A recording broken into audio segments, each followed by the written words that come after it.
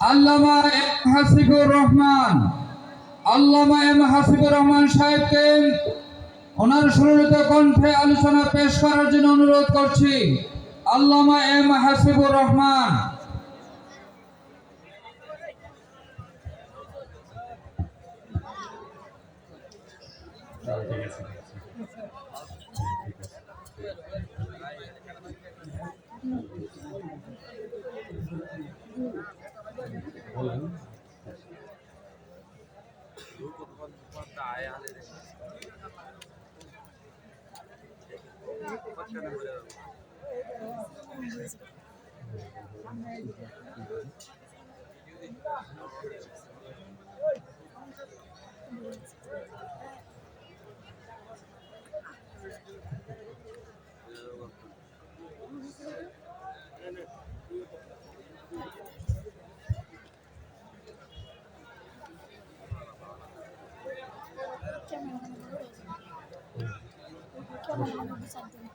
তুমি এখনো বেনামাজি?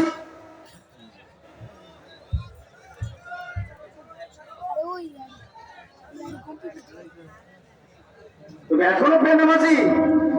এখনো সকালবেলা তুমি ঘুমাও? এখনো তুমি আল্লাহকে ভুলে আছো? এখনো তুমি আর কাছে তওবার কথা তোমার চিন্তাতে আসে নাই? তুমি অনেক কিছু হতে পারো, তুমি মুসলমানের কাতারে থাকবা না।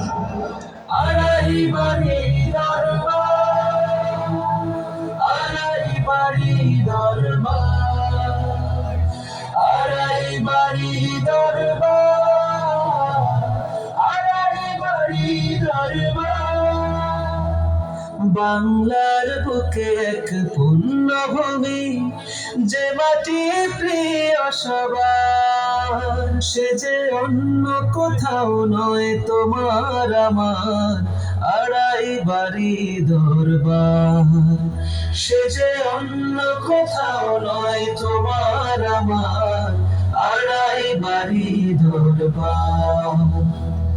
যেথায় ঘুমিয়ে আছে লাখো জনতার প্রাণ, আজ গোরা হামাদ আল কাদেরি আছে শুয়ে গোলাম হাক্কানি, আছেন পীরে দরবার গোলাম সরওয়ার। সে যে অন্য কোথাও নয় তোমার আমার আড়াই বাড়ি দরবার।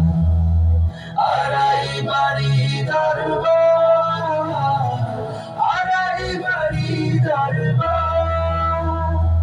যে মাটি দিনের কাজে সদা উর্বর, যে মাটি নের নিশানা, হক্কানি পীরদের মিলন যেথায় সত্যনের ঠিকানা। যে মাটি দিনের কাছে সদা উর্বর, যে মাটি নের নিশানা, হক্কানি পীরদের মিলন যেথায় সত্যনের ঠিকানা। যে মাটি সকলের আস্থার জায়গা, বিশ্বাস আছে সবার, সে যে অন্য কোথাও নয় তোমার আমার আড়াই বাড়ি দরবার। আড়াই বাড়ি দরবার, আড়াই বাড়ি দরবার। কোরআন হাদিসের মতাদর্শ করেছে গ্রহণে দরবার। পীর পূজারি আর মাজার পূজারি ঠাই পাবে না কভু আর। কোরআন হাদিসের মতাদর্শ করেছে গ্রহণে দরবার। পীর পূজারি আর মাজার পূজারি ঠাই পাবে না কভু আর। হকের পথে থেকে আমরা সবাই খুলে দেব জান্নাতি দ্বার। সে যে অন্য কোথাও নয় তোমার আমার আড়াই বাড়ি দরবার। সে যে অন্য কোথাও নয় তোমার আমার আড়াই বাড়ি দরবার। সে যে অন্য কোথাও নয় তোমার আমার আড়াই বাড়ি দরবার। আলহামদুলিল্লাহ, আমরা কিছু স্মৃতি দেখলাম। সবার আগে আমরা গোলাম সাহেব সাহেবকে দেখলাম। কণ্ঠের কথা শুনে আমরা আবেগে আপ্লুত হই। আল্লাহ ওনাকে জান্নাতুল ফেরদৌস কবুল করুন। আমিন। আমি আপনাদের কাছে একটা দোয়া চাই। অবশ্যই সাহেবকে দোয়া করবেন। আমাদের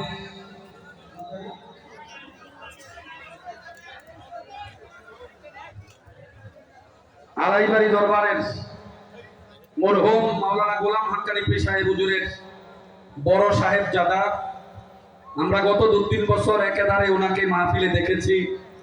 তিনি মাহফিলে সভাপতিত্ব করেছেন, আমাদের উদ্দেশ্যে কথা বলেছেন এবং দোয়া করেছেন। এবছর তিনি মাহফিলে আসতে পারেন নাই, তার কারণ হলো তিনি অসুস্থ। ডাক্তার ওনাকে 2টা পরীক্ষা দিয়েছেন। সন্দেহ করা হচ্ছে একটা পরীক্ষা কঠিন, সমস্যাও হইতে পারে। তারপরও তিনি হাসি মুখে ফোন করে আপনাদের কাছে দোয়া চেয়েছেন। আল্লামা গোলাম কিবরিয়া সাইদি যিনি অসুস্থ আছেন, আমেরিকাতে আছেন, আমরা আমাদের প্রিয় ভাইটার জন্য, আমাদের মুরব্বীর জন্য দোয়া করব, আল্লাহ যেন ওনাকে সুস্থ করেন। সকলে বলেন আমিন। যে পরীক্ষাটা ওনার হয়েছে, এই পরীক্ষার রেজাল্টটা পীর সাহেব হুজুরের কাছে দেওয়ার কথা। আজকে ওনার পরীক্ষার রেজাল্টটা আসবে, জানি না পীর সাহেব হুজুরের কাছে কি বলেছেন। আমরা ওনার জন্য দোয়া করি। দরবারের জন্য এই ওনার প্রাণ, দরবারের জন্য ওনার আন্তরিকতা অনেক বেশি। দরবারের বিপক্ষে কেউ কিছু বললে তিনি জীবন দিতে প্রস্তুত হয়ে যান। যিনি দরবারের এই খাঁটি মানুষটা, গোলাম হাক্কানি হুজুরের ঔরসজাত সন্তান গোলাম কিবরিয়া সাইদিকে যেন আল্লাহ সুস্থ করে দেন, আমাদের মাঝে আবারও তিনি আসতে পারেন, কথা বলতে পারেন, শুনতে পারি, আল্লাহ যেন তৌফিক দান করে, আমিন।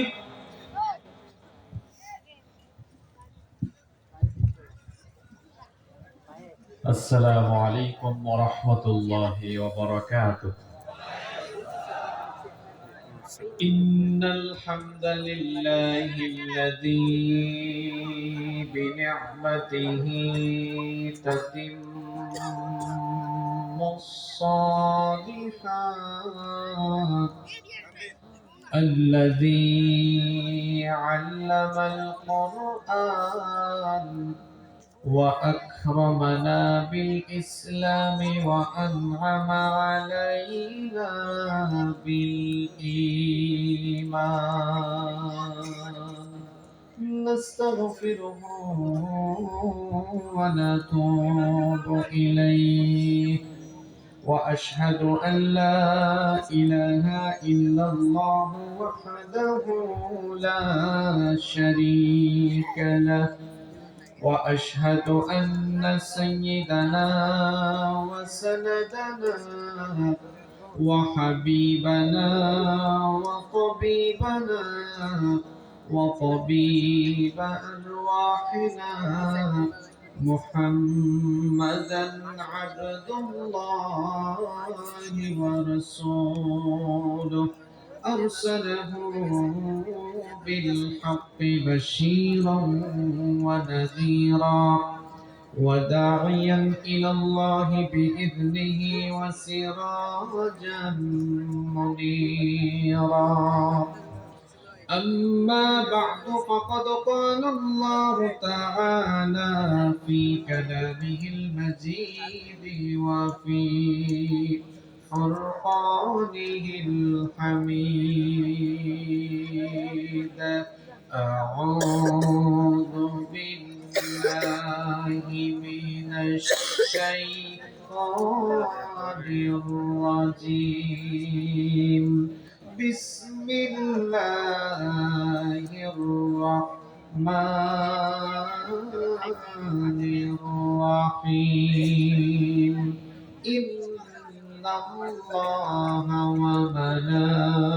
وملائكته يصلون على النبي يا أيها الذين آمنوا صلوا عليه وسلموا تسليما সকলে মহব্বতে পড়েন আল্লাহুম্মা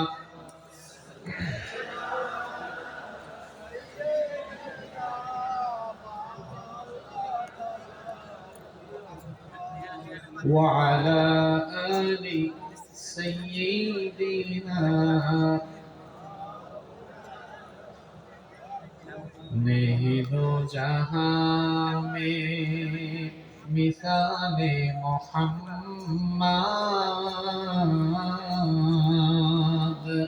जमाले खुदा है कमाले मोहम्मद हृदय मोहम्मद अल्लाहुम्मा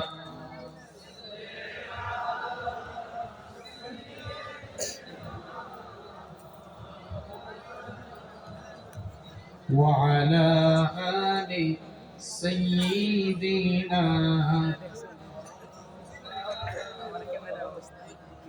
ইসলাম অর্থ যুদ্ধ ইসলাম অর্থ শান্তি ইসলাম অর্থ যুদ্ধ ইসলাম অর্থ শান্তি ইসলাম অর্থ মানুষে মানুষে ইসলাম অর্থ মানুষে মানুষে নেই ভেদাভেদ ভ্রান্তি ও নেই ভেদাভেদ ভ্রান্তি ইসলাম অর্থ যুদ্ধ ইসলাম অর্থ শান্তি ইসলাম অর্থ যুদ্ধ ইসলাম অর্থ শান্তি ইসলাম অর্থ মানুষে মানুষে ইসলাম অর্থ মানুষে মানুষে নেই ভেদাভেদ ভ্রান্তি ইসলাম অর্থ স্বৈরাচারের দু চোখে মৃত্যুর শঙ্কা ইসলাম অর্থ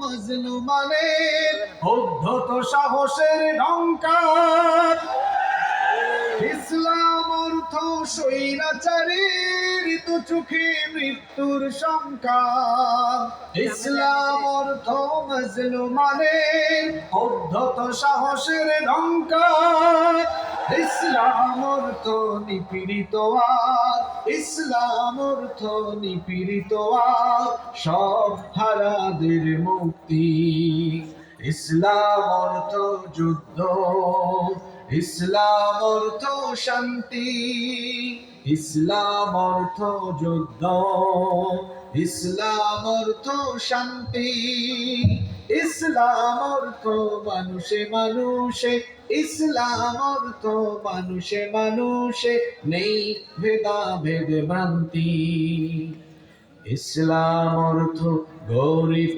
দুঃখীর বাঁচার অধিকার ইসলাম অর্থ শোষণ মুক্ত সমাজ উপহার ইসলাম অর্থ গরিব দুঃখী বাঁচার অধিকার ইসলাম অর্থ শোষণ মুক্ত সমাজ উপহার ইসলাম অর্থ বিশ্বজনীন মিলন মৈত্রীর সংগ্রাম ইসলাম অর্থ আত্মত্যাগের প্রণত প্রত্যয় প্রজ্ঞা ইসলাম অর্থ বিশ্বজনীন মিলন মৈত্রীর সংগ্রাম ইসলাম অর্থ আত্মত্যাগের প্রণত প্রত্যয় প্রজ্ঞা ইসলাম অর্থ সত্য ন্যায় ইসলাম অর্থ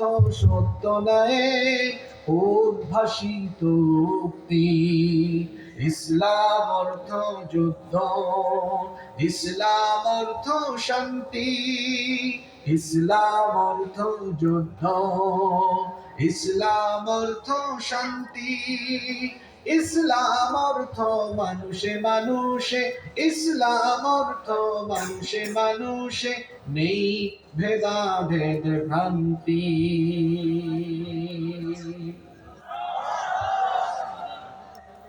বাংলাদেশের অন্যতম হক্কানি রব্বানি দরবার ব্রাহ্মণবাড়িয়া জেলার কসবায় অবস্থিত আড়াইবাড়ি দরবার শরীফের 87তম বার্ষিক ইসালে সওয়াব মাহফিলের মুহতারাম শ্রদ্ধাভাজন সভাপতি, বিশিষ্ট ইসলামী চিন্তাবিদ, শিক্ষাবিদ, গবেষক, বিশিষ্ট স্কলার, আড়াইবাড়ি দরবার শরীফের শ্রদ্ধাভাজন পীর সাহেব, আমাদের সকলের শ্রদ্ধেয় মুহতারামি ওয়া মুকাররমি ফদিলাতুশ শেখ গোলাম খবির সাঈদী হাফিজাহুল্লাহ ওয়া রাআহ হাইয়াহুল্লাহ ওয়া আতালাল্লাহু উমরাহ ওয়া বারাকাল্লাহু ফি হায়াতিহি ওয়া জাআলাহুল্লাহু মিনাল ইবাদিল মুখলিসিন। আমরা সকলে বলি আমিন।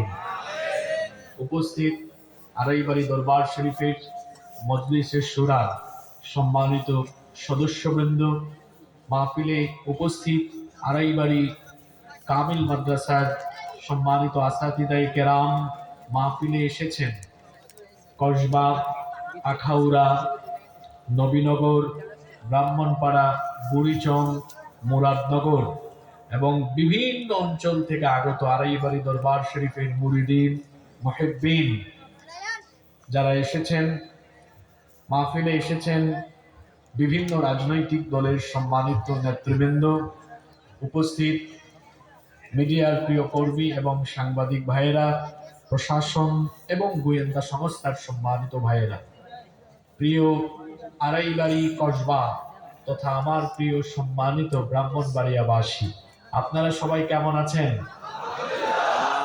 আলহামদুলিল্লাহ। কিন্তু আপনাদের আওয়াজ শুনে মনে হচ্ছে আপনারা সবাই ক্লান্ত হয়ে গিয়েছেন। আপনারা সবাই কি ক্লান্ত? এই যে আওয়াজে বললেন পিছনের লোকজন মনে হয় ঘুমিয়ে আছে, আমরা কি ক্লান্ত? আড়াইবাড়ি দরবার শরীফ এটা হক্কানি রব্বানি দরবার শরীফ। এখানকার মুরিদিন, মুহিব্বিন, শুভাকাঙ্ক্ষী যারা আছেন তাদেরকেও তো জীবিত ব্যক্তির মতো কথা বলা লাগবে, হ্যাঁ, নইলে তো বোঝা যাবে আমরা কবরস্থানে বসে গিয়েছি। আড়াইবাড়ি দরবার আর অন্যান্য দরবার, এই ব্রাহ্মণবাড়িয়ায় অনেক হুক্কুর হুক্কুর দরবার আছে না? এরা এমন ভাবে জিকির করে, জিকির শুনলে মনে হয় যে হয় হাঁফানি রোগী নইলে কুষ্ঠকাঠিন্যের রোগী। তারপরে শিরক আর বেদাত তো আছেই।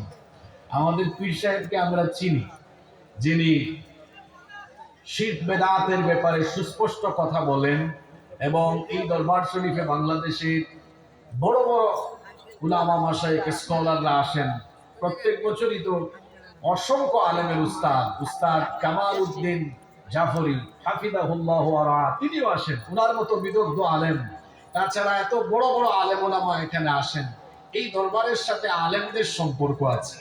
আর এই ব্রাহ্মণবাড়িয়া কুমিল্লায় অনেক দরবার আছে যেই দরবারের সাথে আউল আর বাউলের সম্পর্ক আছে। কিন্তু এখানে আড়াইবাড়ি দরবার শরীফের সাথে উলামা মাশায়েখদের সম্পর্ক আছে। আপনারা জানেন এই ব্রাহ্মণবাড়িয়ায় কুমিল্লায় এমন বহু দরবার আছে যেই দরবারের গদ্দিনিশীন পীর হচ্ছে আস্ত আগাগুড়া একটা মূর্খ, একাডেমিক কোনো পড়াশোনা নাই। কিন্তু আড়াইবাড়ি দরবার শরীফের পীর সাহেবের একাডেমিক ব্যাকগ্রাউন্ড আপনারা জানেন। উনি আলিগড় মুসলিম বিশ্ববিদ্যালয় থেকে পড়াশোনা করে আসা। তার আগের মরহুম পীর সাহেব, তিনি আমাকে খুব মহব্বত করতেন। একটু আগে যার বক্তব্য আপনারা শুনেছেন, যুবক এখনো তুমি নামাজে আসবা না, শুনছেন না একটু আগে? এই আড়াইবাড়ি দরবার শরীফে আমার ঢুকা, এখানে আসা ওনার মাধ্যমে। মরহুম গোলাম সরওয়ার সাঈদী নাওয়ারাল্লাহু মারকাদাহু ওয়া জাআলাল জান্নাতা মাথওয়াহু, একটু আমিনও বলতে পারলেন না? তিনি সহ মরহুম গোলাম হাক্কানি রাহিমাহুল্লাহ সহ আড়াইবাড়ি দরবার শরীফে যারা যারা খেদমত করে দুনিয়া থেকে চলে গিয়েছেন, আল্লাহ তাআলা সকলের কবরকে জান্নাতুল ফেরদাউস বানিয়ে দেন, আমিন। মাওলানা গোলাম কিবরিয়া সাঈদী হাফিজাহুল্লাহ, তিনি প্রতি বছর আসেন, খুব মহব্বত করেন আমাদেরকে। এবার অসুস্থতার কারণে তিনি আসতে পারেননি। আমরা দোয়া করছি আল্লাহ তাকে শিফাআন আজিলা এবং কামিলা নসিব করেন, আমরা বলি আমিন। এর আগের পীর সাহেব তিনি একটা কামিল মাদ্রাসার অধ্যক্ষ ছিলেন। আমি যেই কথার অবতারণা ঘটিয়েছিলাম, এই ব্রাহ্মণবাড়িয়া কুমিল্লা এখানে তো নবীনগর এক এলাকা আছে, বাড়িতে বাড়িতে পীর। আমি নবীনগরে মাহফিলে যাই, এখানে দেখি এত পীর, আমার মনে হয় বাংলাদেশে পীর হিসাব করলে এই অঞ্চলে বেশি পীর হবে। আমরা পীর মাশায়েখদের বিরোধিতা করি না। আমার বাড়ি সিলেটে, আমি নিজেই পীরাউলিয়ার ভূমির সন্তান। আমাদের এলাকায় এসেছেন সেই ইয়ামেন থেকে হযরত শাহজালাল মুজাদ্দিদ ইয়ামেনী রাহিমাহুল্লাহ, তিনি আরো 360 জনকে নিয়ে এসেছেন। সিলেটকে বলা হয় 360 আউলিয়ার ভূমি। আমরা পীর মাশায়েখদের বিরোধিতা করি না, কিন্তু যারা পীর আউলিয়ার লেবাস ধরে মাজারকে বাজার বানিয়ে শিরক বেদাতের আখড়া বানিয়ে মানুষের ঈমান আকীদা নষ্ট করে, এদের সাথে মুসলমানদের কোনো সম্পর্ক নাই। আড়াইবাড়ি দরবার শরীফে আমি প্রতি বছর মাহফিলে আসি, এখানে আমি পীর পূজাও দেখি নাই, এখানে আমি কবর পূজাও দেখি নাই। মাহফিল ছাড়াও আমি দরবারে এসেছি বিভিন্ন সময়ে।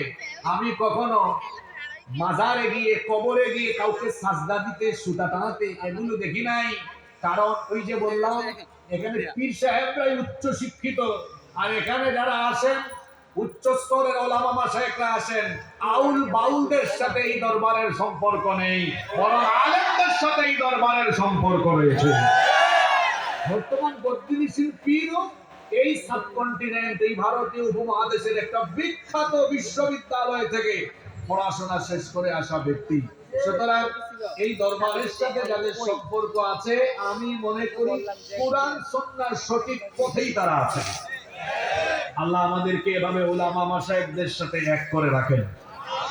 আমি তো উঠছি আজকে এমন এক টাইমে, আপনারা আমাকে সাপোর্ট দিবেন কিনা? হ্যাঁ, সাপোর্ট দিবেন। দেখেন কি আশ্চর্য ব্যাপার, এখানে এত মানুষ এসেছেন, কাউকে টাকাও দেওয়া হয় নাই, পয়সাও দেওয়া হয় নাই। উল্টা আমি দেখেছি মাওলানা মিজানুর রহমান আতিকি ভাই যখন কথা বলেছেন, ওনার কাছে মানুষ হাজারে হাজার টাকা দিচ্ছে। অথচ আমরা দেখি কুরআন সুন্নাহ বা ইলমের মজলিসের ব্যতীত যে কোনো মজলিসে টাকা দিয়ে বাস ভাড়া করে মানুষ আনা যায় না। আর কোরআন সুন্নাহর মজলিসে উলামা মাশায়েখ পীর সাহেবদের দরবারে মানুষ নিজের টাকা পয়সা খরচ করে চলে আসে। এই দেশে মানুষেরা যেভাবে উলামা মাশায়েখদেরকে ভালোবাসে, কোরআন সুন্নাহ আর ইসলামকে হৃদয় থেকে ধারণ করে লালন করে, আর যেই দেশের লোকজন রাত 1টা পর্যন্ত নীরবে কোরআন শোনার জন্য বসে থাকে, এই চিত্র প্রমাণ করে আগামীর বাংলাদেশ কোন স্বৈরতন্ত্রের বাংলাদেশ, ফ্যাসিবাদের বাংলাদেশ হবে না। আগামীর বাংলাদেশ হবে আলেম উলামা পীর মাশায়েখদের নেতৃত্বে ইসলামের বাংলাদেশ।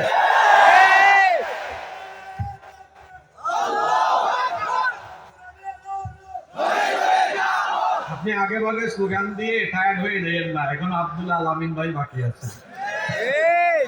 তবে এতক্ষণে বোঝা গেছে আমি আড়াইবাড়ি দরবারে আসছি, কিন্তু একটু আগে যেরকম আওয়াজ দিল আমি ভাবলাম ভুল করে আজকে আবার নবীনগরের কোনো দরবারে ঢুকলাম কিনা। যাই হোক, আপনারা কয়েক মিনিট আমাকে সাপোর্ট দিবেন তো।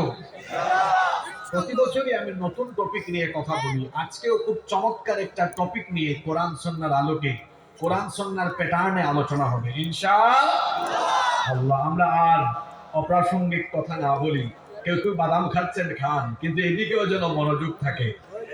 আমাদের সিলেটে আবার মাইরকে বাদাম বলে। মাইরকে কি বলে? আপনারা সিলেটি মাছ বুঝেননি।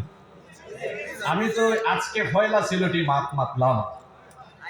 ওই যে মাঝখান দিয়ে ভারতের একটা টেলিভিশন, এই একটা ইউটিউব চ্যানেল আছে না, এক সাংবাদিক যে লাফালাফি করে, ময়ূখ রঞ্জন, তো দেখবেন ও তার স্টুডিওতে বড় স্ক্রিনে বাংলাদেশের মানচিত্র এনে বলে এই যে বাংলাদেশের ফেনী, এই যে সিলেট, রংপুর, এই চিকেন নেক গুলো আমরা আলাদা করে দিব। তো যখন সিলেট নিয়ে কথা বলেছিল, সিলেটের মানুষ আঞ্চলিক ভাষায় খুব মজা করে বলেছিল, আও আইয়া হামাও হামানুরে বাদে বাদাম খাই ভাই।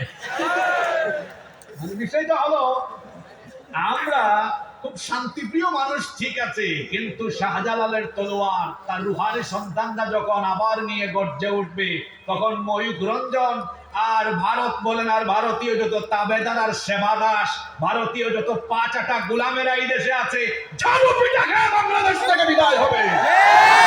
এদেশে আর কোনোদিন ভারতীয় আধিপত্যবাদ কায়েম করতে দেওয়া হবে না। ভারতের আধিপত্যবাদ কিংবা ভারতের গোলামীর শৃঙ্খল এই দেশের সমাজকে আর পড়ানো যাবে না। বাংলাদেশ চলবে তেমন, বাংলাদেশের মানুষ চাইবে যেমন। সম্মানিত ভাইয়েরা, কষ্ট হচ্ছে নাকি?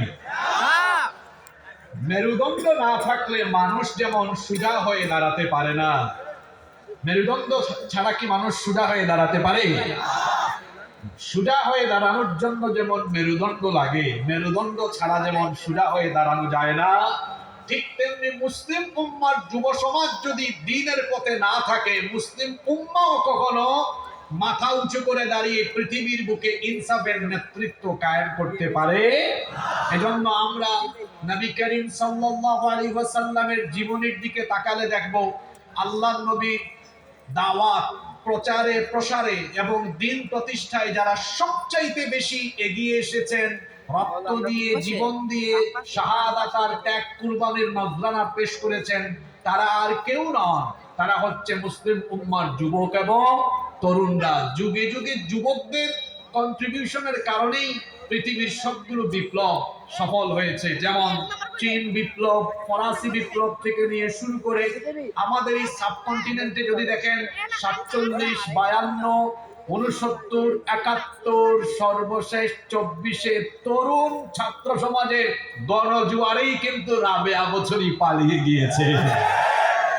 তাহলে বোঝা গেল তরুণ আর যুবকেরা হচ্ছে তুফানের মতো। বৈশাখ মাসের তুফানে যেমন দেখা যায় প্রচন্ড গতির তুফানে গাছের ডালপালা উড়ে যায়, ঠিক তেমনি যুব সমাজ ঐক্যবদ্ধ হলে যুব সমাজ যেদিকেই যায় তাদের সেই গণজোয়ারে কোনো পরাশক্তি টিকতে পারে না, ধ্বংস হয়ে যায়। তাহলে বোঝা গেল সমাজ আর সভ্যতার মূল শক্তি হলো যুবকেরা। মূল শক্তি কারা? আলহামদুলিল্লাহ, আড়াইবাড়ি দরবার সাহেবের পীর সাহেবদের মুরিদদের বেশিরভাগই হলো যুবক আর তরুণরা। এই জন্য দেখা যাচ্ছে রাত 1টায়ও যুবক তরুণরা এখানে আছে, রাস্তাঘাটে ওদেরকে বাদাম খাইতে গেছে, কিছুক্ষণ পর আবার ঢুকে যাবে ইনশাআল্লাহ। এই যুবকরাই হলো আগামীর বাংলাদেশ, এই যুবকরাই হলো আগামীর পৃথিবী বিনির্মাণের কারিগর। কিন্তু আমরা একটা জায়গায় বড় আশঙ্কা করছি, দিন বিরোধীরা আমাদের এই প্রাণ শক্তি, আমাদের এই মূল সম্পদ যুবকদের চরিত্র নষ্ট করার জন্য তারা নানাবিধ ষড়যন্ত্র, চক্রান্ত আর অপচেষ্টা চালিয়ে যাচ্ছে। এই জন্য আমাদেরকে সচেতন হওয়ার দরকার আছে না নাই?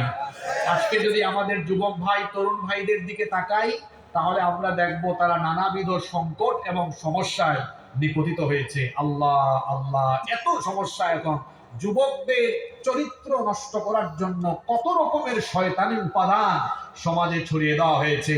এই যুব সমাজকে বাঁচাতে হবে, কারণ যুবকরা যদি চারিত্রিক অধপতন ঘটে যায় তাদের, তাহলে তো আমরা আমাদের মূল শক্তি হারিয়ে ফেলবো। আজকের যুবকরা নষ্ট হয়ে যাওয়ার জন্য সমাজে কত উপাদান ছড়িয়ে দেওয়া হয়েছে। যুবকদের চারিত্রিক অধপতনের মূল কি কারণ, সেই কারণগুলোও বলবো, সমাধানের কথাও কোরআন থেকে বলবো ইনশাআল্লাহ। আজকে আমি 10টা পয়েন্টের উপরে কথা বলবো। যুব সমাজের চারিত্রিক অধপতনের মৌলিক 10টি কারণ। এই 10টি সমস্যা থেকে আমাদের যুব সমাজকে সকলে মিলে বাঁচাতে হবে, নইলে আমাদের মূল শক্তি কমে যাবে, ইসলাম মুসলিম উম্মাহ ক্রমে দুর্বল হয়ে যাবে। এজন্য এই 10টি জায়গায় আমাদেরকে ফোকাস করতে হবে।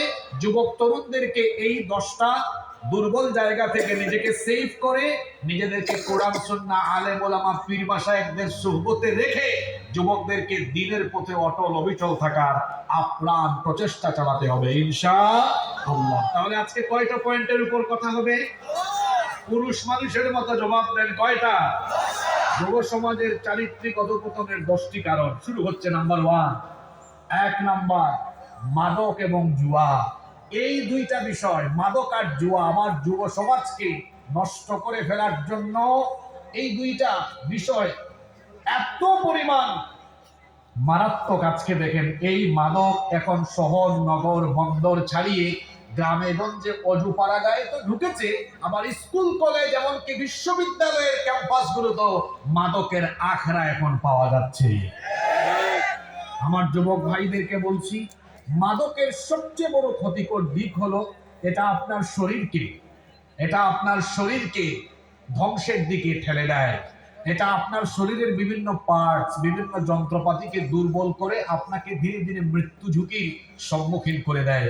সুতরাং যে জিনিস সেবন করলে, গ্রহণ করলে নিজের শারীরিক ক্ষতি হয়, আবার মাদকাসক্ত লোকেরা দাম্পত্য কলহ, পারিবারিক কলহ, সমাজ, রাষ্ট্র এবং সভ্যতার জন্য ক্ষতির কারণ হয়ে দাঁড়ায়।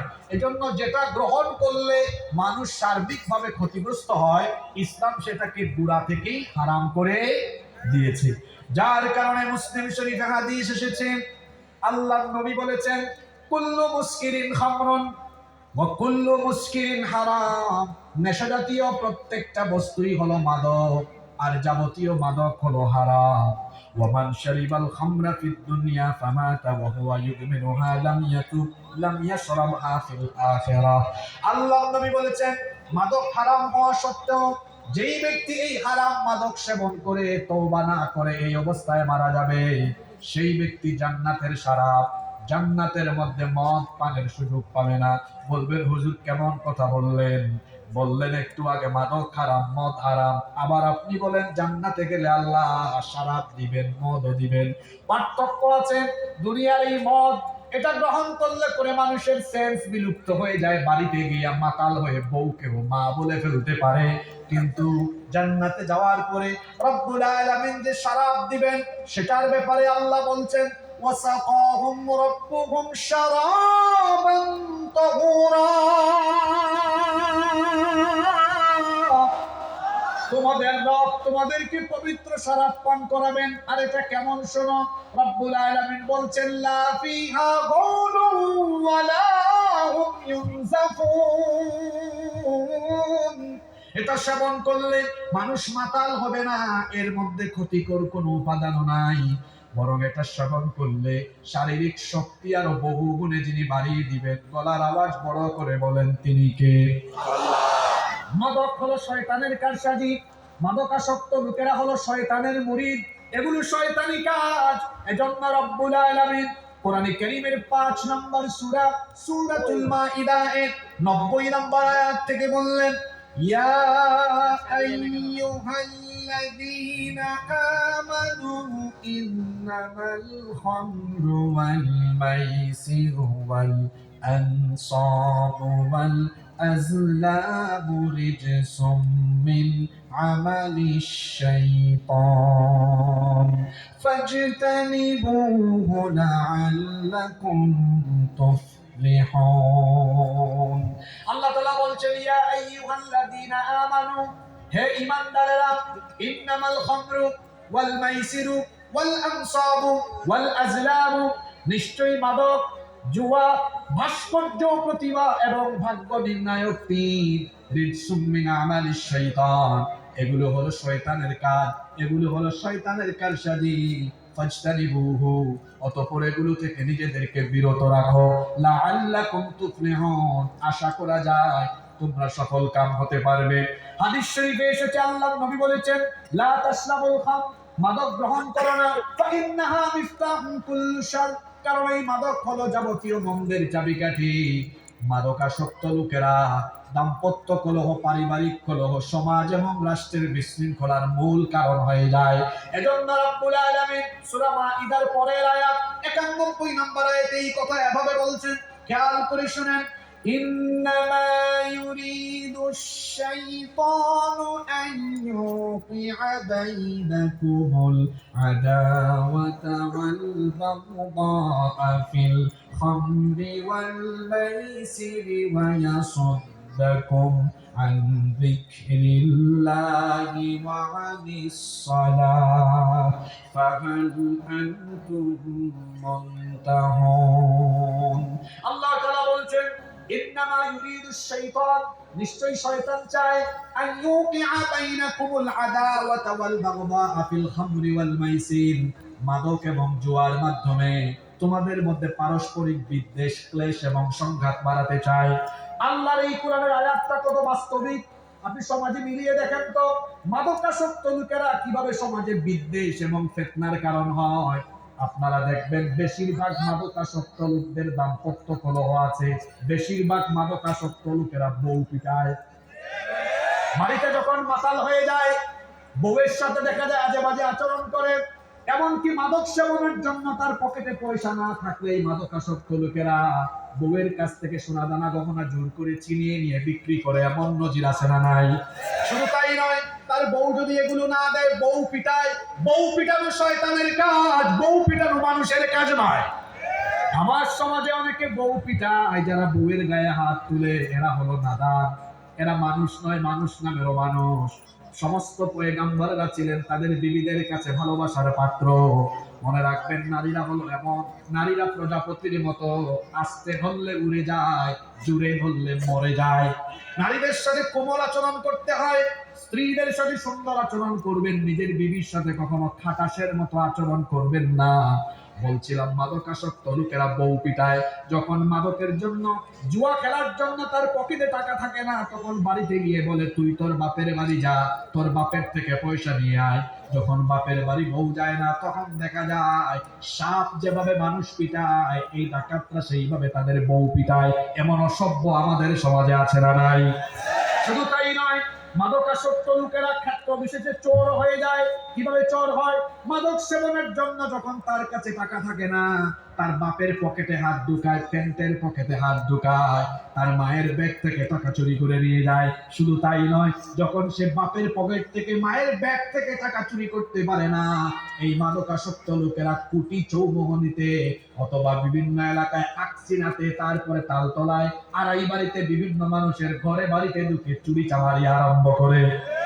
তাহলে বোঝা গেল মাদকাসক্ত লোকেরা ক্ষেত্র বিশেষে চোর হতে পারে, আবার এরা ছিনতাইকারীও হতে পারে।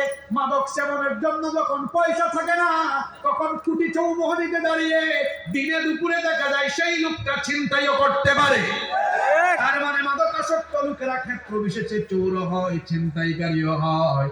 শুধু তাই নয়, মাদকাসক্ত লোকেরা হয় বেয়াদব। বেশিরভাগ মাদকাসক্ত লোকেরা মা বাবার সাথে উচ্চবাচ্য করে। ক্ষেত্র বিশেষে মা বাবা সাবধান করলে, শাসন করলে, মা বাপকে জবাই করে। বাস্তব নমুনা হলো ওই যে ঐশী। তার মানে বোঝা গেল, মাদক সেবীরা, মাদকাসক্ত লোকেরা পারিবারিক কলহ, দাম্পত্য কলহ, এমনকি সমাজের মধ্যে ফিতনা, ফাসাদ, বিশৃঙ্খলা সৃষ্টির জন্য দায়ী। এই জন্য রব্বুল আলামিন এই মাদককে হারাম করে দিয়েছেন, পাশাপাশি জুয়াকেও হারাম করে দিয়েছেন। আজকে জুয়া এমন ভাবে আমাদের মধ্যে ছড়িয়ে গিয়েছে। এখানে যত মুরব্বী বাবারা আছেন, ও বাবারা, আমরা তো আগের জামানায় দেখতাম বাঁশ ঝাড়ের চিপা চাপায়, টিলা টালায় মানুষ জুয়া খেলতো। এখন জুয়া এমন ভাবে শুরু হয়েছে, আইপিএল খেলা হয় ইন্ডিয়ায়, জুয়ার বাজি হয় কসবায়। অনলাইনে জুয়া চলছে, অনেক তরুণ কিশোররা অনলাইন জুয়ায় আসক্ত হয়ে পড়েছে। আমার ভাইরা, এই মাদক আর জুয়ার কবলে পড়ে নিজের সুন্দর যৌবনটাকে নষ্ট করে দিবেন না। এই হাদিসটা খেয়াল করে শুনেন, হাদিসটা খেয়াল করে শুনেন। লাআনা রাসূলুল্লাহি, সকলে মহব্বতে বলেন সাল্লাল্লাহু আলাইহি ওয়াসাল্লাম, ফিল খামরি 10, মাদকের সাথে সম্পৃক্ত 10 ব্যক্তিকে লানত করেছেন মুহাম্মদ। আমরা বলি সাল্লাল্লাহু। ওই 10 ব্যক্তি কারা? 1 নাম্বার আসিরা, যারা মাদক সেবন করে, মাদক গ্রহণ করে। 2 নাম্বার হলো মুতাসিরা, যারা মাদকের প্রোডাকশন করে, উৎপাদন করে।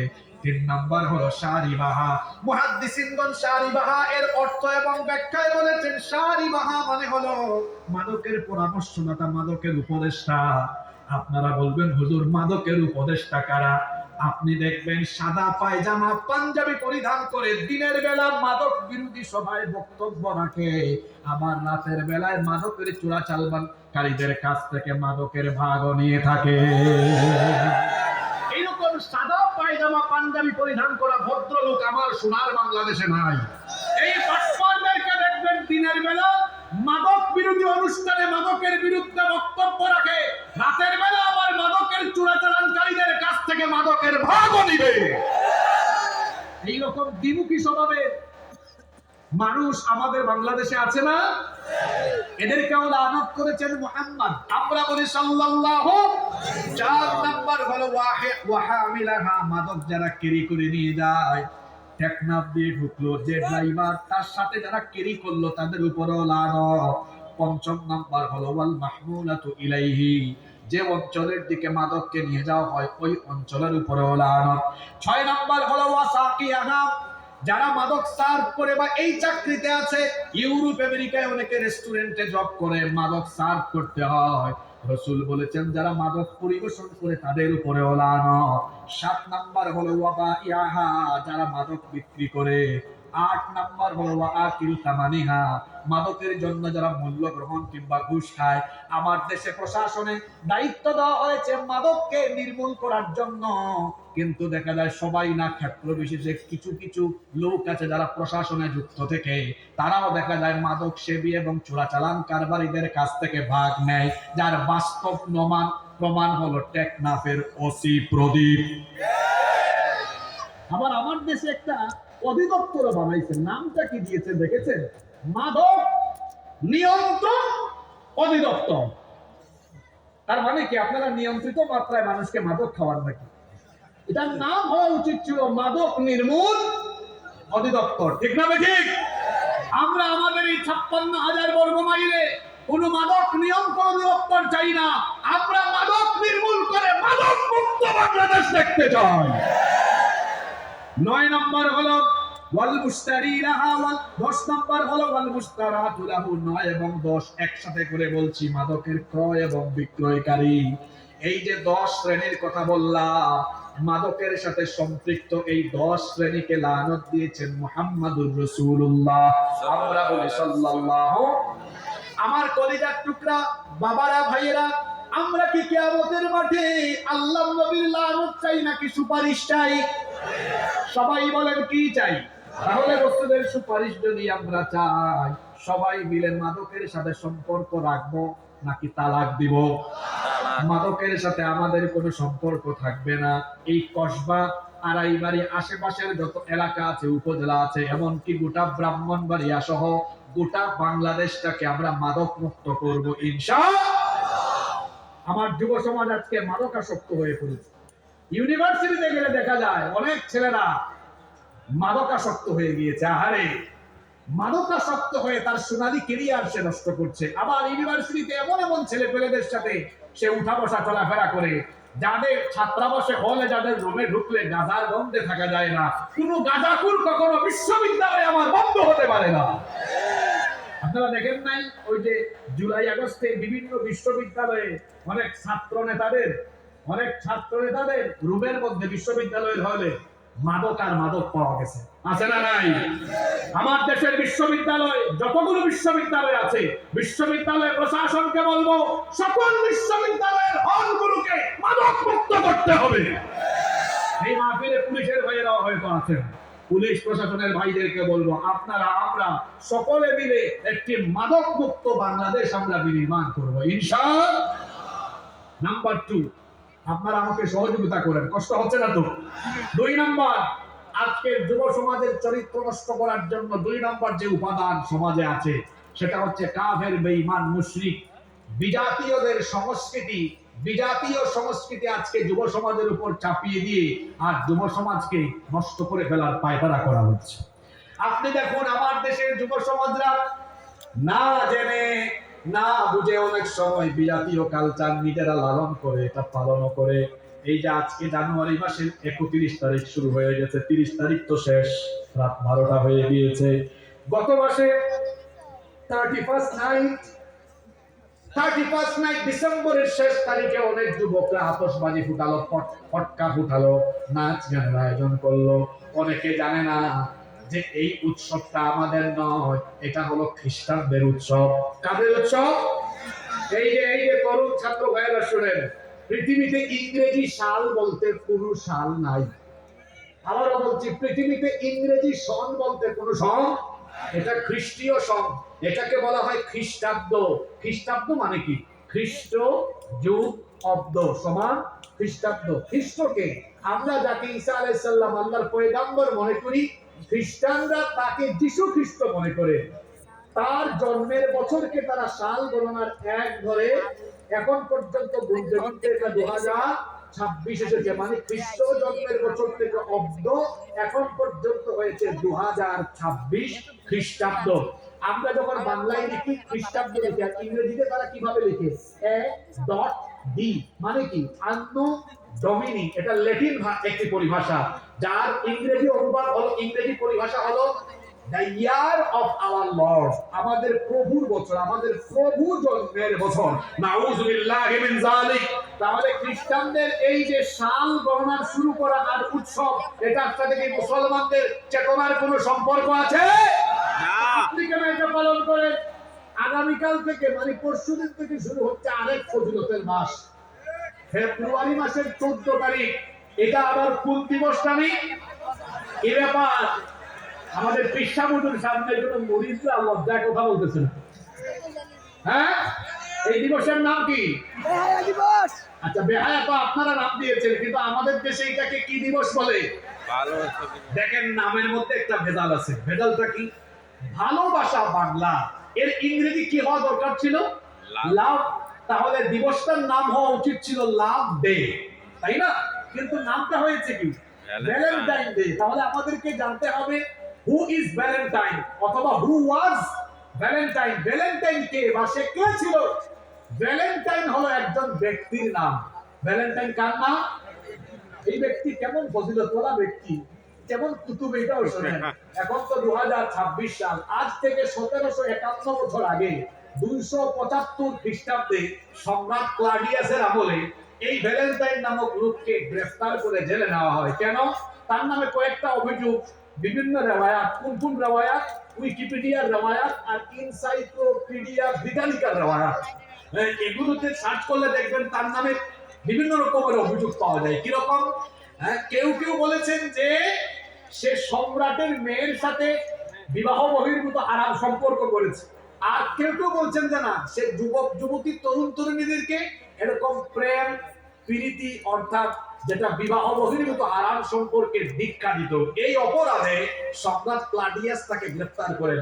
পরবর্তীতে যেই দিবসে তাকে মৃত্যুদণ্ড দেওয়া হয়, ওই তারিখটা ছিল 14ই ফেব্রুয়ারি। এর কয়েক বছর পরে খ্রিস্টান পোপ এই দিনটাকে নাম করে দেন ভ্যালেন্টাইন ডে, মানে ভ্যালেন্টাইনকে এই দিবসে হত্যা করা হয়েছে। এর আরো বহু বছর পরে পশ্চিমের দেশগুলোতে এবং ইউরোপে এই ভ্যালেন্টাইনের মতো যত চরিত্রহীন লম্পট আছে, এই সব লোকেরা ভ্যালেন্টাইনকে স্মরণ করে পশ্চিমের দেশ আর ইউরোপের দেশগুলোতে তারা ভ্যালেন্টাইন ডে এটা পালন করা আরম্ভ করলো।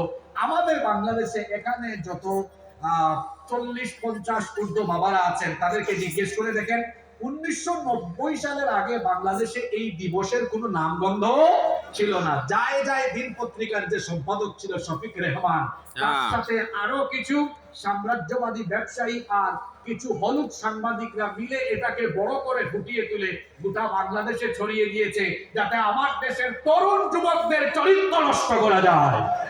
যুবকদেরকে বলি, ভালোবাসা দিবস আমাদের জন্য দরকার নাই। এটা যেই সকল অঞ্চল থেকে এসেছে ওদের চরিত্র শুনেন, এরা বউ থুইয়া আরো 20-30টা গার্লফ্রেন্ড বানায়। এরা কুত্তার বাচ্চা কুলে নেয়, নিজের বাচ্চাকে পুশ চেয়ারে করে ঠেলে। এরা নিজের মা বাবাকে সম্মান করে না, ভালোবাসে না, ওল্ড হোম বৃদ্ধাশ্রমে রাখে। সুতরাং যেই দেশ থেকে এই সংস্কৃতি আমদানি করা হয়েছে, এরা ভালোবাসার ভয় জানে না। আমাদের ইসলাম ভালোবাসা দিয়ে পড়া, এই জন্য যেই সকল অঞ্চল থেকে এই সংস্কৃতি, বিজাতীয় সংস্কৃতি এসেছে, এই সংস্কৃতি আমার দেশে চলতে দেওয়া যাবে না।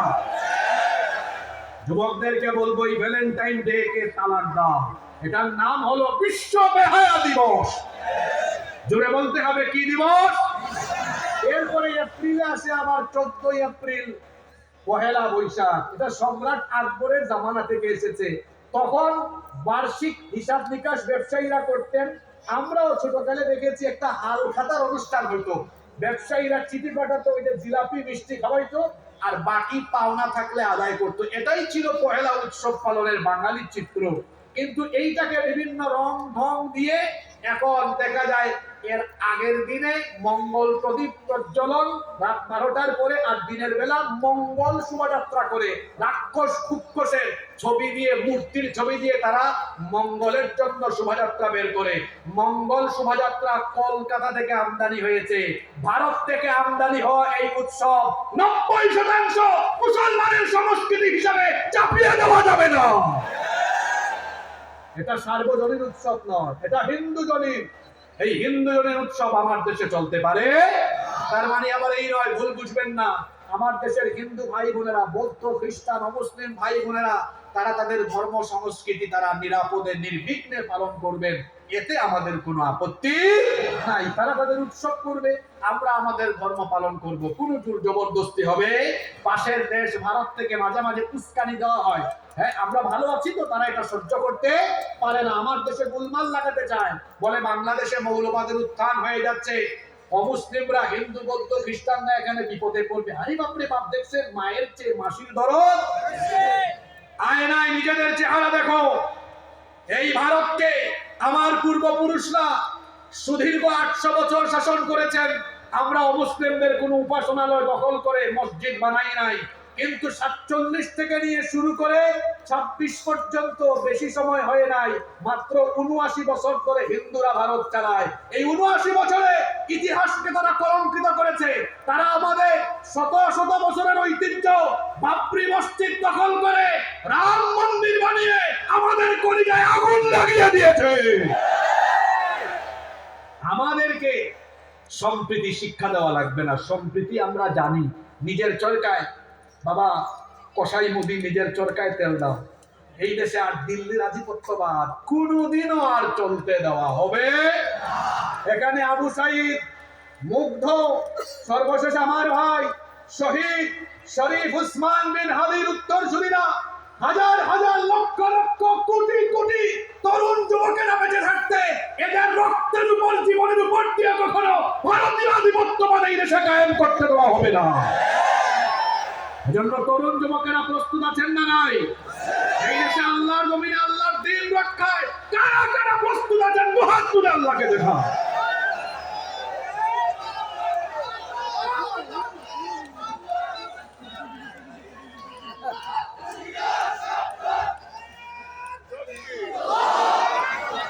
আল্লাহ আমাদেরকে কবুল করেন, বলেন আমিন। যুবক তরুণ ভাইদেরকে বলছি, এই 31 নাইট 14ই ফেব্রুয়ারি বেহায়া দিবস কিংবা পহেলা বৈশাখের নামে মঙ্গল শোভাযাত্রা কিংবা আরো যত বিজাতীয় সংস্কৃতি আছে, এগুলো আমার সংস্কৃতি নয়। এই সংস্কৃতি গ্রহণ করে নিজের যৌবনকে ধ্বংসের দিকে পরিচালিত করা যাবে না। রব্বুল আলামিন কোরআনুল কারীমের 11 নম্বর সূরা সূরাত হুদের 113 নম্বর আয়াতে বলছেন, ওয়ালা তারকানু ইলাল্লাযীনা যালামু ফাতামাসসাকুমুন নারু ওয়া মা লাকুম মিন দুনিল্লাহি মিন আউলিয়া তুম্মা লা তুনসারুন। আল্লাহ তাআলা বলছেন, তোমরা জালেম সীমা লঙ্ঘনকারীদেরকে অনুকরণ করো না, যদি করো তাহলে জাহান্নামের আগুন তোমাদেরকে স্পর্শ করবে। যে যার অনুসরণ করবে সে তাদের মধ্যে শামিল হয়ে যাবে। এজন্য নবীজি বলেছেন, মান তাশাব্বাহা বিকওমিন ফাহুয়া মিনহুম, যে কারো সাদৃশ্য গ্রহণ করবে সে তাদের অনুসারী হয়ে যাবে, তাদের দলভুক্ত হয়ে যাবে। সুতরাং ইহুদি, খ্রিস্টান এবং অমুসলিমদের কোন কালচার বা সংস্কৃতি লালন করলে তাদের অন্তর্ভুক্ত হয়ে গেলেন। কিয়ামতের দিন হাসর হবে মুসলমানদের সাথে নয়, হাসর হবে ওদের সাথে। আমরা আমাদের দুনিয়া আখিরাত মুসলমানদের সাথে চাই কি চাই না? আস্তে বলবেন না, জুড়ে বলেন, চাই কি চাই না? এজন্য আমরা এই সকল কালচার ত্যাগ করে কুরআন সুন্নাহর পথে উলামা মাশায়েখ, পীর মাশায়েখদের সাথে থাকবো। রাজি আছেন? কষ্ট হচ্ছে নাকি আপনাদের? 3 নাম্বার, যুব সমাজের চরিত্র ধ্বংসের 3 নাম্বার কারণ হলো আকাশ সংস্কৃতির আগ্রাসন। আজকে আকাশে স্যাটেলাইট স্থাপনের কারণে 13,000-এর উপরে টেলিভিশন চ্যানেল গোটা পৃথিবীতে আছে, হাজার হাজার টেলিভিশন চ্যানেল। এবং দেখা যাচ্ছে আজকে টেলিভিশন চ্যানেল শুধু নয়, এই মোবাইল ফোন আজকে হাতে থাকার ফলে বিজাতীয় সংস্কৃতি শুধু নয়, আকাশ সংস্কৃতি এবং বিভিন্ন দেশের বিভিন্ন কালচার, এটা আমাদেরকে গ্রাস করছে। পাশের দেশের ভারতীয় সিরিয়াল দেখে দেখে মহিলারা কিভাবে শাশুড়ির সাথে পাকনামি করতে হয় সেটা শিখে, পরকিয়া শিখে। ঠিক না বেঠিক? শুধু তাই নয়, যুবকরা মেসি কাটিং, নেইমার কাটিং চুল রাখে। মেসির বাড়ি আর্জেন্টিনা, নেইমারের বাড়ি ব্রাজিল, কিন্তু এত দূরের এই ছেলের চুলের কাটিং নকল করলো কেমনে? ওইটা আকাশ সংস্কৃতির মাধ্যমে দেখলো, এরপরে এটা আমল করা আরম্ভ করলো। ও ভাইয়েরা শুনেন, কোন নায়ক নায়িকা খেলোয়াড় এবং কোন সেলিব্রিটির অনুসরণ করলে সওয়াব হয় নাকি? কিন্তু নবীজির মতো খান, নবীজির মতো হাসেন, নবীজির মতো ঘুমান, নবীজির মতো ঘুম থেকে উঠেন, 24 ঘন্টা নবীজির মতো চললে আমল নামায় যিনি সওয়াব দান করে দিবেন তিনি কে? চুলের কাটিং দেখছেন, অনেক ছেলেদের চুলের কাটিং, ওই যে গ্রামে গেলে দেশি মুরগি দেখা যায়, মুরগির মাথার মধ্যে, এটাকে কোনো এলাকায় জুট বলে, কোনো এলাকায় চুট বলে। এই এলাকায় কি বলে? চুট। এটার নাম আমি দিচ্ছি চটি। চটি নাকি? আপনাদের এলাকায় চটি বলে, আমাদের এলাকায় চুট বলে। এটার নাম দিচ্ছি আমি মুরগার চুট কাটে। এখানে অনেকে আছে এখন মাথা নোয়াবে, মানে ডানেও নাই, বামেও চুল নাই, পেছনেও নাই, মাঝখানে চুল রেখেছে, দেখলে মনে হয় পাখির বাসার মতো। ঠিক না ঠিক? আবার অনেকে লম্বা লম্বা চুল রাখে। আমি কিছুদিন আগে, আমি চট্টগ্রামে আমার বাসা, তো সেলুনে ঢুকে আমি নাউজুবিল্লাহ বলে বেরোয় যাচ্ছি। সেলুনওয়ালা আমাকে বলে, হুজুর কোথায় দৌড়ান? আমি বললাম, ভাই এই সপ্তাহের মধ্যেই যে এখানে জেন্টস এর পাশাপাশি লেডিস সেলুন খুলছেন, এটা বাইরে সাইনবোর্ড লাগাবেন না? তাই মানে আমি ঢুকেই তো দেখলাম আপনি বিরাট লম্বা চুলকে এভাবে ধরে চিরুনি দিয়ে আঁচড়াচ্ছেন। আমি ভাবলাম এখানে কোনো আপার চুল কাটা হচ্ছে, তা আমি এখানে কেমনে ঢুকি? হুজুর মানুষ কয়, হুজুর আপনি ভুল দেখছেন। আমি বললাম, ভুল মানে? এটা কোনো আপু না, এটা এক ভাইয়া, এটা বাউল, যাতে গান গাওয়ার সময় চুলকে কেমনে মারতে পারে, লম্বা চুল দেখেছে। আমার দেশে অনেক যুবকের চুল পেছন থেকে দেখলে বোঝা যায় এটা কোনো আপু হবে, সামনে গিয়ে দেখা যায় আপা না, এটা ভাইয়া। এমন চুল আছে না নাই? যুবক ভাইয়েরা, বাউলকে অনুসরণ করে যাবে না। আমাদের মডেল হচ্ছেন মুহাম্মদ সাল্লাল্লাহু। এই বাউলরা হলো শয়তানের কীট, জাহান্নামের কীট। ওই যে কিছুদিন আগে আমার দেশে এক বাউল, দেখছেন কি ব্যাখ্যা দিয়েছে? আল্লাহ কোরআনে নাচতে বলছে, এজন্য একটা নাচ নামে সূরাও দিয়েছে। সেখানে আল্লাহ বলেছে, কুল আউযু বিরাব্বিন নাস, মালিকিনও নাস, ইলাহিনও নাস। নাউযু বিল্লাহি মিন যালিক। বাউল আরবি শব্দ, আরবি অভিধানে বাউল অর্থ পেশাব। বাউল অর্থ কি? এই বাউলগুলো হচ্ছে পেশাব পায়খানার মতো নিকৃষ্ট। ঠিক না ঠিক? যুবকেরা, এদের সাথে আমাদের কোনো সম্পর্ক নাই। কুরআন হাদিস যেখানে, আলেম উলামা পীর মাশায়েখ যেখানে, আমরা আছি। এরপরে 4 নাম্বার, আমার যুবকদের চরিত্র নষ্ট করে দেওয়ার জন্য গান বাজনার উপকরণ ছড়িয়ে দেওয়া হয়েছে। যুবক ভাইরা, আজে বাজে গান শুনবেন না। এই যে আজকে গাজী আনাস ভাই আসলেন, সুন্দর গান শোনাবেন, সাইমুমের গান শুনবেন, কলরবের গান শুনবেন। আমার দেশে সুন্দর সুন্দর নাশিদ আছে, কত সুন্দর সুন্দর নাশিদ শিল্পীরা গায়। আল্লাহর নামে যে গান গাওয়া হয়, সেই গান সুন্দর কম না বেশি? তোমার নামে যদি গান গাওয়া হয়, গান সুন্দর হয়। তোমার নামে যদি গান গাওয়া হয়, গান সুন্দর হয়। তোমার সৃষ্টি পানে যদি চাওয়া হয়, চোখ সুন্দর হয়। তোমার নামে যদি গান গাওয়া হয়, গান সুন্দর হয়। সুবহানাল্লাহ। আল্লাহর নামের গানও সুন্দর, আল্লাহ। দুনিয়া সুন্দর, মানুষ সুন্দর, আসমান সুন্দর, জমিন সুন্দর, সুন্দরে সুন্দরে পাল্লা। জানি না কত সুন্দর তুমি আল্লাহ, জানি না কত সুন্দর তুমি আল্লাহ। সুবহানাল্লাহ। আজে বাজে গান শোনা বন্ধ করেন, সাইমুমের গান শুনেন, কলরবের গান শুনেন, শোষাসের গান শুনেন। শুনতেই যদি মন চায়, আমার আগে সাদিকুর রহমান আজহারি ভাই সুন্দর কথা শুনলেন, ইউটিউবে গিয়ে উনার আলোচনা শুনেন। আমার পরে আব্দুল্লাহ আমিন ভাই আলোচনা করবেন, উনার আলোচনা শুনেন। উনার কণ্ঠ শুনলে মনে হয় শহীদ আল্লামা সাইদি যেন আলোচনা করছেন। ঠিক না বেঠিক? শুনতে মন চাইলে আজে বাজে গান নাই, ইউটিউবে গিয়ে আপনাদের কুমিল্লার গর্ব মিজানুর রহমান আজহারের আলোচনা শুনেন। শুনতেই যদি মন চায়, তাহলে ইউটিউবে গিয়ে শহীদ আল্লামা সাইদি আলোচনাগুলো শুনেন। শুনলে মনে হবে যেন তিনি এখন আপনার সামনে কুরআন থেকে বর্ণনা করছেন। আল্লাহু আকবার। ওরা চেয়েছিল শহীদ আল্লামা সাইদিকে মানুষের অন্তর থেকে মুছে দিবে, কিন্তু তাকে শহীদ করার মধ্য দিয়ে তার প্রতি মানুষের ভালোবাসা আরো বহুগুণ বাড়িয়ে দিয়েছে। কখনো হারায় না, তারা অমর হয়ে বেঁচে থাকে, ঠিক না ঠিক?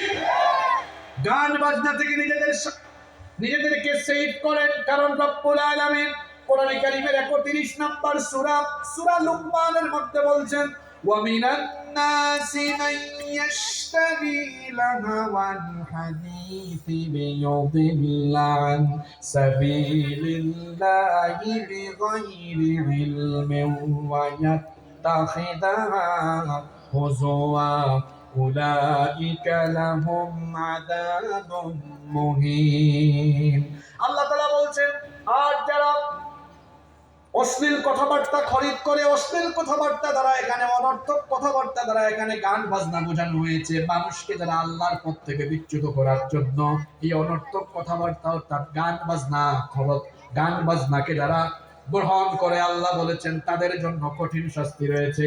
আবার নবীজি বলেছেন, আল গিনাউ ইয়ামবুতুন নিফাকু ফিল কলবি কামা ইয়ামবুতুল মাউজ যারা, পানি সেচ দিলে যেমন ফসলের উৎপাদনে উর্বরতা বাড়ে, তেমনি গান বাজনা মানুষের অন্তরে নিফাকি বৃদ্ধি করে। এজন্য গান বাজনার সাথে আমরা কোনো সম্পর্ক রাখবো না। রাজি আছেন সবাই? 5 নম্বর, যুব সমাজের চরিত্র নষ্ট করে দেওয়ার জন্য 5 নম্বর যে শয়তানি করা হয়েছে সেটি হচ্ছে শিক্ষা ব্যবস্থা থেকে আল্লাহর দ্বীনকে তুলে দেওয়া হয়েছে। আপনারা বলেন তো, আমি বাকি পয়েন্টগুলো সংক্ষেপে বলছি, খেয়াল করে শোনেন। বলেন তো, আমার দেশে মাঝে মাঝে মসজিদে জুতা চুরি হয় কি হয় না? হয় কি না? তাকে আমরা কি বলি? জুতা চোর বলি। কি বলি?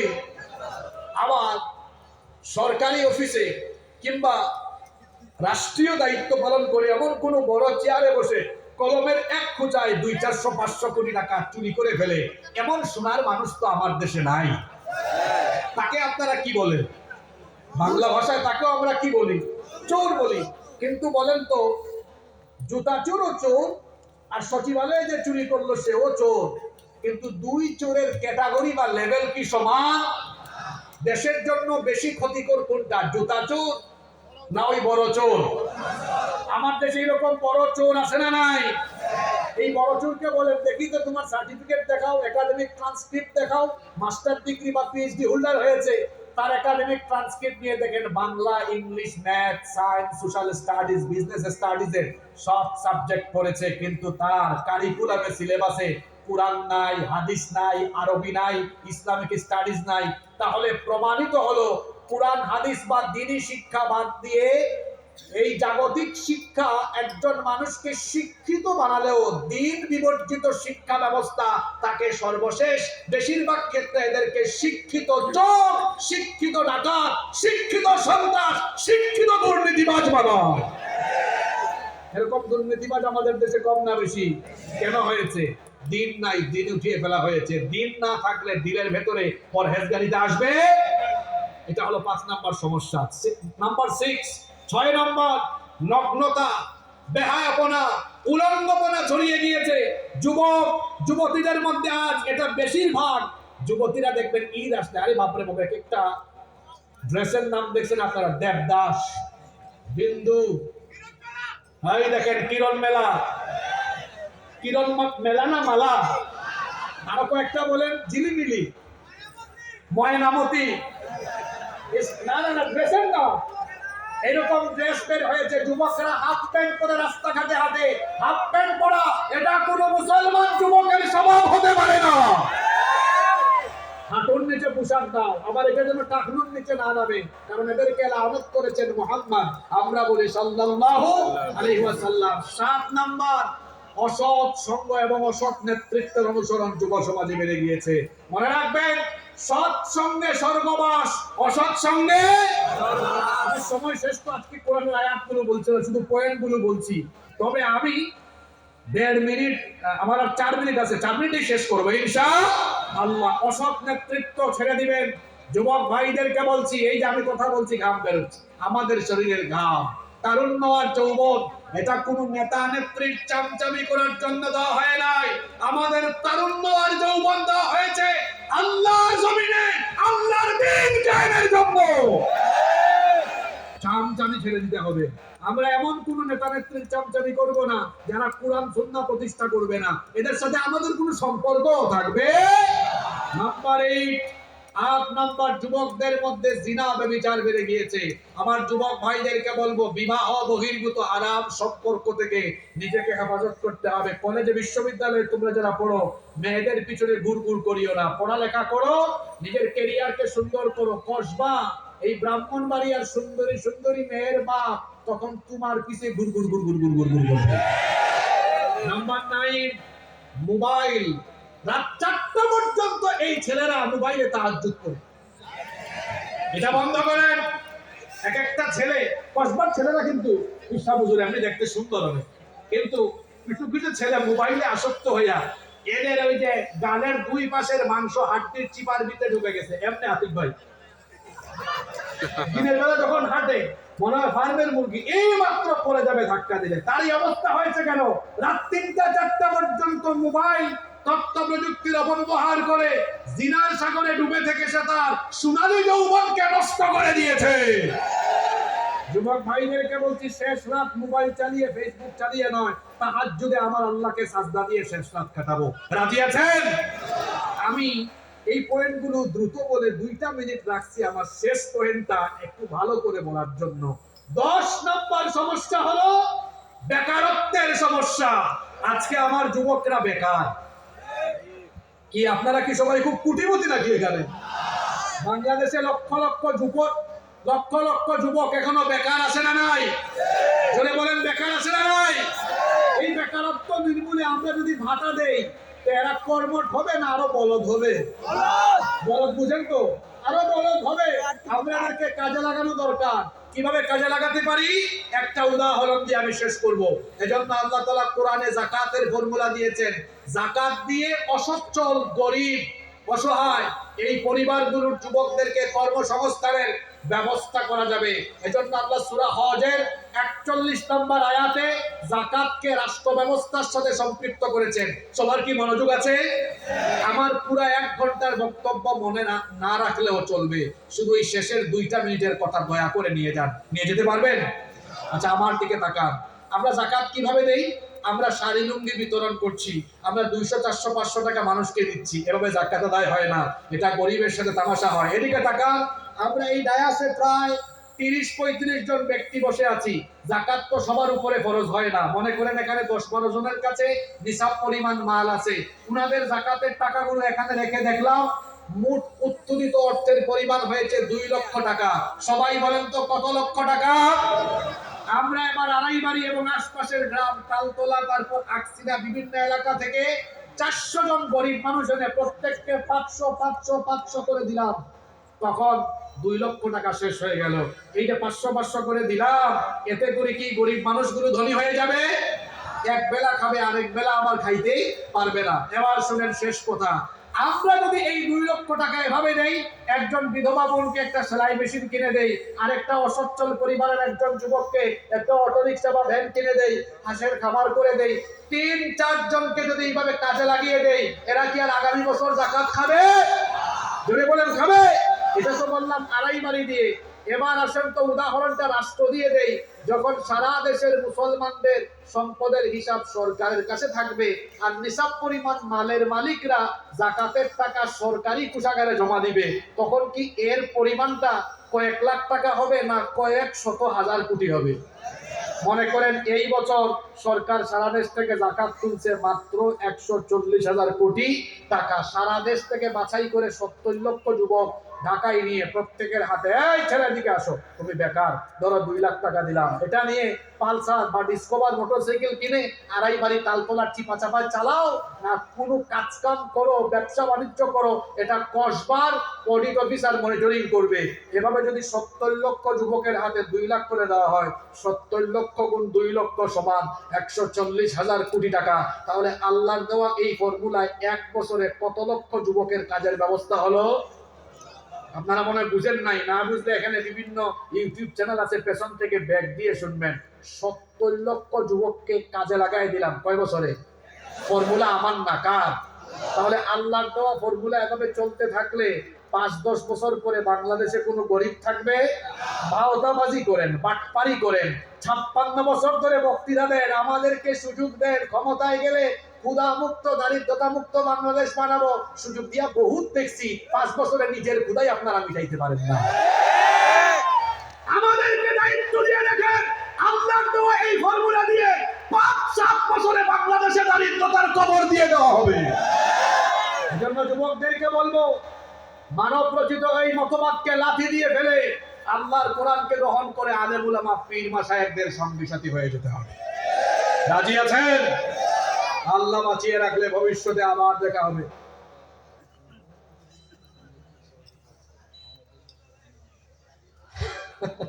আমার টাইম তো শেষ হয়ে গেছে। আচ্ছা, আলামিন ভাই আস্তে আস্তে একটা সঙ্গীতের আবেদন করেছেন। আজকের এই আলোচনাটা দরকার ছিল রাত 10টার সময়, তাহলে লুট নিতে পারতেন ভালো। যাই হোক, আমরা সবাই যত কথা শুনেছি, আল্লাহ আমাদেরকে এগুলো আমলের তৌফিক দান করেন। আমি যুবকদের উদ্দেশ্যে কথাগুলো বলেছি, আমার যুবক ভাইয়েরা আমরা দিনের পক্ষে থাকবো ইনশাআল্লাহ। একটা সঙ্গীতের আবেদন এসেছে, আমি এটা গেয়েই শেষ করব। মাওলানা আব্দুল আলামিন ভাই তিনি আপনাদের সামনে খুব সুন্দর আলোচনা করবেন ইনশাআল্লাহ। এমন যদি হতো আমার দেশের শাসক হতো, ওমরেরই মতো হতো, আবু বকরের মতো।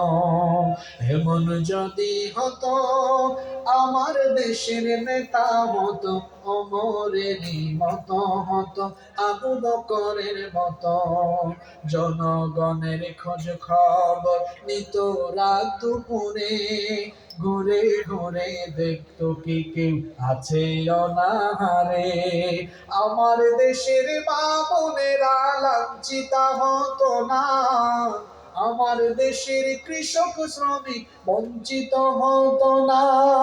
ধনী গরিব ভালোবাসার জীবন ফিরে পেত, যদি আমাদের নেতা হতো ওমরেরই মতো হতো, আবু বকরের মতো। আমরা চাই কি চাই না? আগামীর বাংলাদেশ হবে আলেম উলামা পীর মাশায়েখদের নেতৃত্বে কুরআন সুন্নাহ আর ইসলামের বাংলাদেশ। আমরা আলেম উলামা পীর মাশায়েখদের সাথে আছি না নাই? বাংলাদেশ জিন্দাবাদ, আড়াইবাড়ি দরবার শরীফ জিন্দাবাদ। আসসালামু আলাইকুম ওয়া রাহমাতুল্লাহি ওয়া বারাকাতুহু।